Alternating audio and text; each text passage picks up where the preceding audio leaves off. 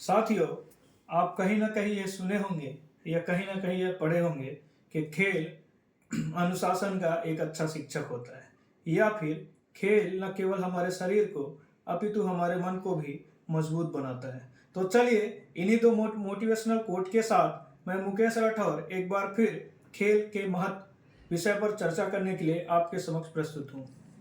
खेल खेल न केवल हमारे मनोरंजन के साधन है, बल्कि यह हमारे शारीरिक, मानसिक और सामाजिक विकास का महत्वपूर्ण हिस्सा है। खेल हमें हमारे जीवन में फिट रहना तथा हमारे जीवन शैली में स्वस्थ रहने की कला सिखाती है। आगे हम जानते हैं कि खेलों के क्या महत्व हो सकते हैं या क्या फायदे हो सकते हैं। तो शारीरिक विकास में वृद्धि, जो इसका पहला महत्व या फायदा कह सकते हैं।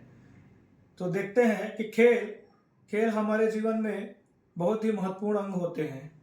खेलने से हमारे शरीर मजबूत होता है, फिट रहता है तथा यह बहुत सी बीमारियों से भी दूर रहता है।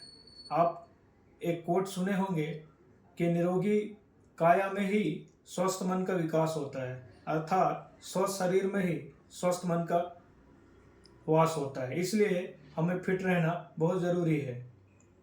दूसरा, मानसिक विकास में वृद्धि। जैसा कि हम जानते हैं कि खेल एक प्रतिस्पर्धा होती है दो टीमों के बीच में।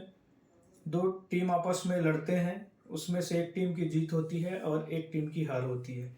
जो टीम जीत जाती है वह मानसिक रूप से प्रसन्न होती है, लेकिन जो टीम हारती है उसे मनोबल में वृद्धि मिलता है कि आज वो बेहतरीन खेल का प्रदर्शन किया, और इसी तरह अगर वह अपने मनोबल को बनाए रखा तो ज़रूर उसको एक दिन जीत हासिल होगी।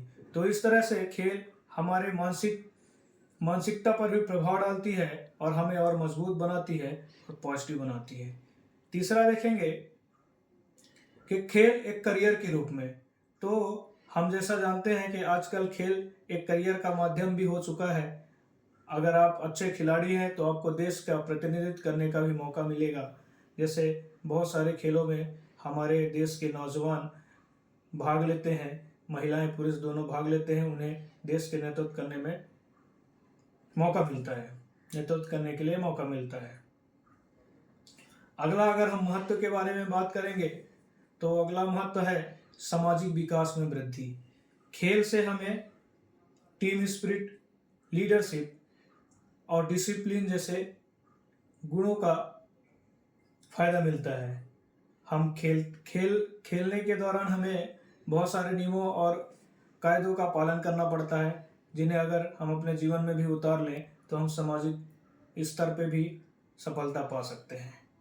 अनुशासन में वृद्धि होती है।